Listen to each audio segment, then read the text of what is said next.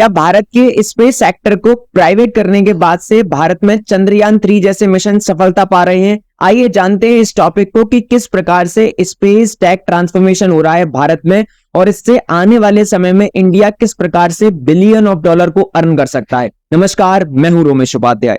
आपने कुछ इस प्रकार के आर्टिकल्स देखे होंगे, India's space tech transformation is credit to the privatisation. देखिए, जब से सेंट्रल गवर्नमेंट ने स्पेस सेक्टर को प्राइवेट किया है तो देश के स्पेस सेक्टर में ग्रोथ, इनोवेशन और बहुत सारे स्टार्टअप्स भी शुरू हो गए हैं। इसके साथ साथ इंडिया ने 7th रैंक को होल्ड किया है इंटरनेशनली फंडिंग के मामले में। यानी देखिए, अलग अलग देशों की जो स्पेस एजेंसी हैं वो फंड पाती हैं सैटेलाइट्स लॉन्च कर या अलग अलग मिशन करके। तो भारत ने क्या किया है कि 7th रैंक को होल्ड किया है दुनिया में, जिसने कि अलग अलग देशों ने पैसा दिया है भारत के स्पेस सेक्टर्स को। और इसके साथ साथ देखिए, हमने बहुत अच्छा एक सफल अभी तक हासिल कर लिया है लक्ष्य कि 62 मिलियन यूएस डॉलर की फंडिंग पाली है अभी तक 2023 में।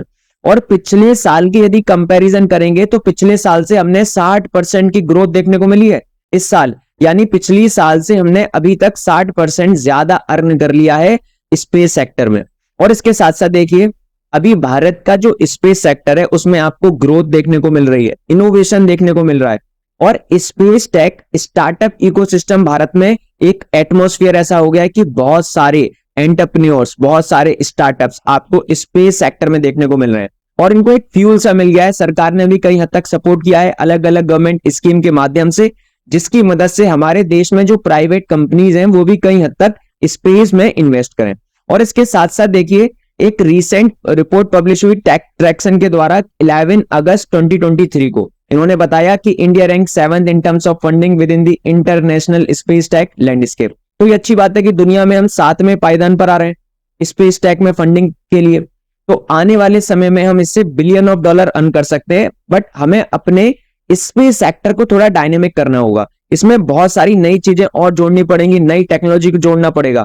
इसके साथ साथ देखिए, ये मैंने आपको बताया कि 62 मिलियन यूएस डॉलर की फंडिंग अभी तक पाली है।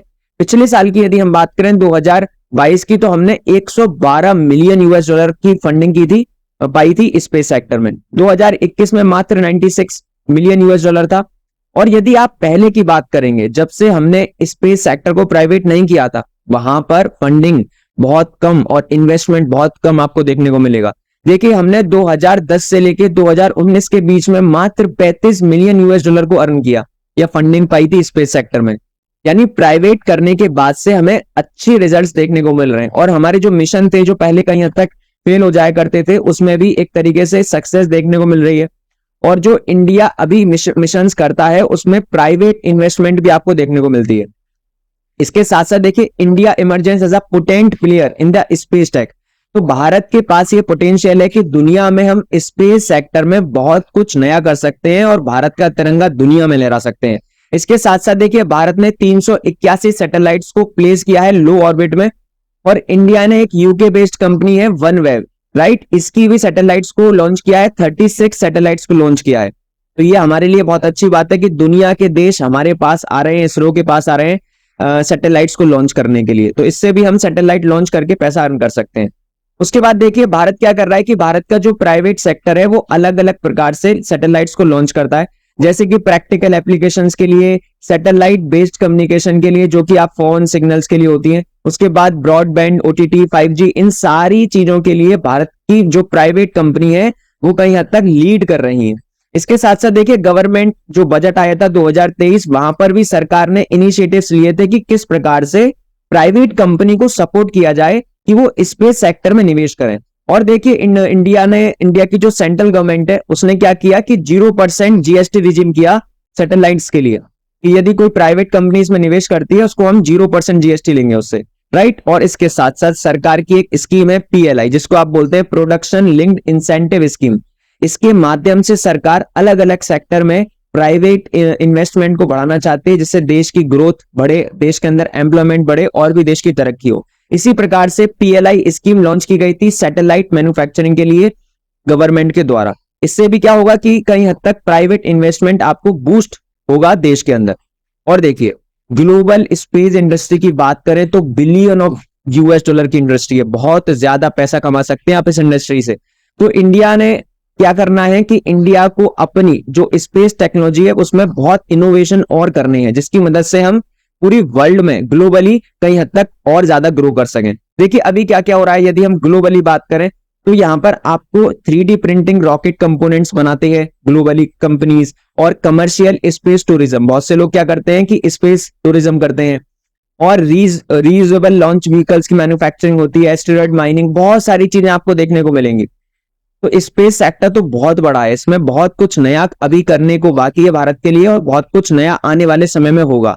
और देखिए वैसे भी अभी एआई का समय चल रहा है, आर्टिफिशियल इंटेलिजेंस के माध्यम से बहुत सारी चीजें हो जाती हैं, राइट। तो इसके साथ साथ हमें ये सारी चीजों पर ध्यान देने की आवश्यकता है। उसके बाद देखिए कि इंडियन स्पेस इंडस्ट्री को कई हद तक जब से भारतीय सरकार ने सपोर्ट किया है, उससे हमें यह देखने को मिला है कि एंटरप्रेन्योरशिप को एक फ्यूल मिला है, जो कि कई हद तक स्पेस इंडस्ट्री में निवेश करे और निवेश करके पैसा कमाए, और भारत की स्पेस एजेंसी इसरो या जो भी और गवर्नमेंट इंस्टीट्यूट्स हैं जो कि सैटेलाइट्स को लॉन्च करते हैं, वो भी कहीं हद तक अर्न कर पाएंगे, और उनके पास जब ज्यादा पैसा होगा तो वो बहुत बड़े बड़े मिशन को लीड कर पाएंगे। जैसे कि अब चंद्रयान 3 मिशन की बात करें तो इसमें भी 500-600 करोड़ का बजट होता है इनका, राइट। तो इसीलिए जब हमारे पास ज्यादा पैसा होगा तो कई हद तक हम अलग अलग सेक्टर में अलग अलग मिशन कर सकते हैं, और दुनिया में कई हद तक स्पेस सेक्टर के अंदर भारत एक बहुत बड़ा रोल प्ले कर सकता है ग्लोबली। आशा करता हूं ये इन्फॉर्मेशन आपको अच्छी लगी होगी, और डेफिनेटली अच्छी लगी है तो जरूर सब्सक्राइब करिएगा चैनल को, शेयर करिएगा वीडियो को, और कमेंट सेक्शन में राय दीजिएगा कि किस प्रकार से इंडियन स्पेस इंडस्ट्री और ग्रो कर सकती है, और वीडियो को लाइक करना ना भूलें। तब तक के लिए जय हिंद, जय भारत।